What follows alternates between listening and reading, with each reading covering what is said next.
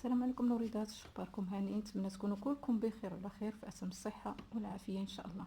مرحبا بيا عندكم ومرحبا بكم عندي في قناتي وقناتكم ضحى الشمسي 14.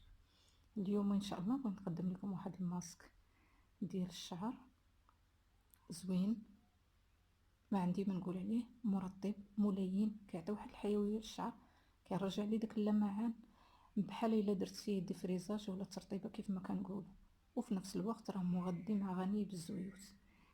كنحتاجو فيه الروز،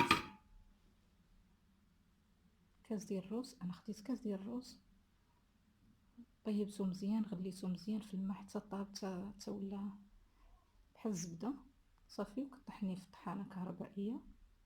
من كطحنيه في طحانه كهربائيه كيولي هكذا على شكل كريم. كنحتاجو فيه معلقه من زبده الشيا او لو بور دو كاريتي. كاين هاد النوع، كاين اللي كتباع في البواط عند مال المكياج، انت كتختاري اللي ندير. انا كنصح بهذا حيت مجرباها، هي قربة سالي، هذه هي الاخرى اللي بقات عندي، قربة سالي زوينه زوينه بزاف، كنصحكم بها. عندنا عاود زيت الخروع. زيت الخروع غني عن التعريف، راه مقوم، كينبت الشعر، كيرجع ليه، كيحبس التساقط ديال الشعر، كيعطي حتى هو واحد سميتو، كتولي الشعره ماشي هزيله، كتولي الشعره قاصحه وشاده في بلاصتها، داك البصيلات ديال الشعر كيرجعوا يشدوا في بلاصتهم مزيان.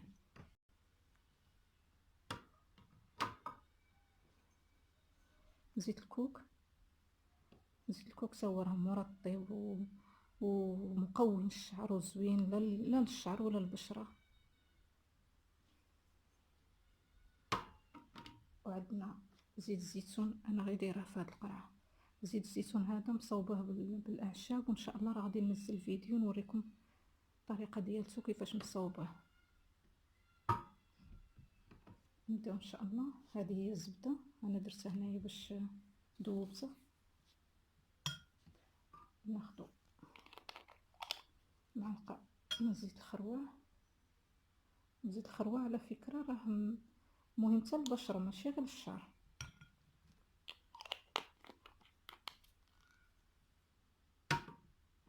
زيت الكوك معلقه،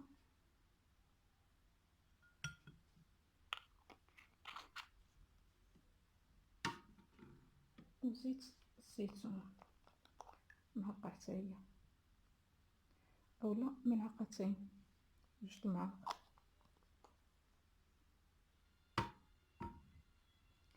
نحركهم مزيان حتى تذوب لي هذيك الزبده، وعاد غنزيدو معنا الروز.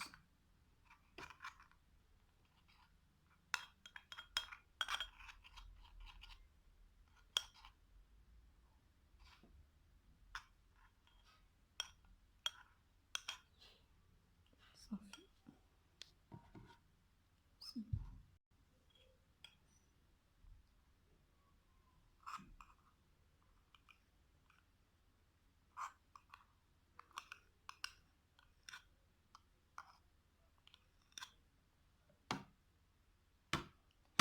ماسك ساهل في ساعة كيتوجد، غير خصنا الوصفة الطبيعية كتبغي شوية الصبر.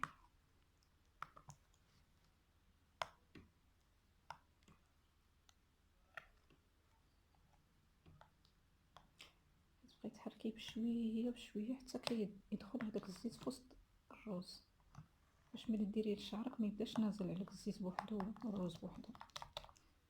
بغيتي تعاودي طربيه في الطراب الكهربائي ماشي مشكل.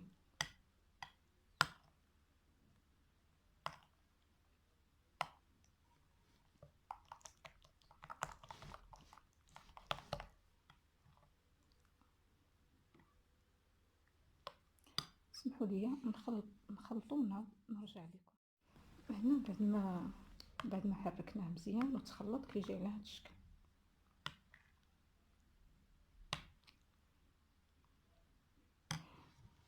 كيفاش كنديروا ليه؟ كنشدو بحال دابا غديري الطريقه ديال الترطيبه، كتمشطي شعرك بعدا هو الاول، تنزلي منه كلشي الغبره اللي فيه، وهذا تنزل الشعر مزيان يتجبد، ماشي يتجبد زعما، تنزليه تمشطيه هكذا على الطول ديالو، وتبداي تشبري كل خصله بخصله، بحال الشكل ديال الترطيبه، وكتبقاي تماصي فيها من الجذور حتى من المنبت ديال الشعر حتى الاطراف ديالو، وتركزي على الاطراف مزيان مزيان مزيان. من بعد كتبداي تدوري على شكل باتشا. اللي ما عرفتش باتشا تشدو تخليه على الطول ديالو بهذا الماسك، تنزلوه مزيان بهذا الماسك على الطول ديالو حتى تكمل الشعر كامل، وتشدو تلويه غير بشويه وديرو ورا راسها صافي. ديروا واحد الكواف ديال البلاستيك، ومن وراه شي بوني يكون ديال القطن اولا فولار باش يسخن الشعر مزيان. كتخلي شي 3 سوايع 4 سوايع حسب المستطاع. ما قدرتيش، انا تقريبا دايره دابا نيت لشعري، خليها نقول من ماشي الوحده وانا دايره شعري. يلا غدا نغسلو ان شاء الله. قد ما بقى في الشعر قد ما مزيان، المهم خصو يبس، خصو ينشف عليه. وهذا مكان زوين، الماسك زوين. ملي كتغسليه واحد شامبوان خاص ديالك، ما كتحتاجي ديري لا ديميلور لا مرطب للشعر لا والو، يعني ماسك فيه كلشي. ما غاديش تحتاجي من وراه ديري حتى شي حاجه. غير اضافه هذا سميتو كتكون هكا لي ماسك يكونوا مغذيين. اللي بغات مثلا تزيد معاه هذا، بغات تزيد معاه واحد صفار ديال بيضه بلديه، ولا صفار ديال بيضه عاديه كما كنقول، على حسب الموجود وعلى حسب الاستطاعه ديال كل وحده. اللي ما عندهاش هاد الزيوت تقدر تكتفي غير بزيت العود ومعلقه ديال الفازلين، حيت الفازلين حتى هي راه زوينه للشعر. ومازال غندير لكم ان شاء الله بها ماسك خاص ديال الشعر مرطب وعن تجربه وكيعطي واحد النتيجه زوينه.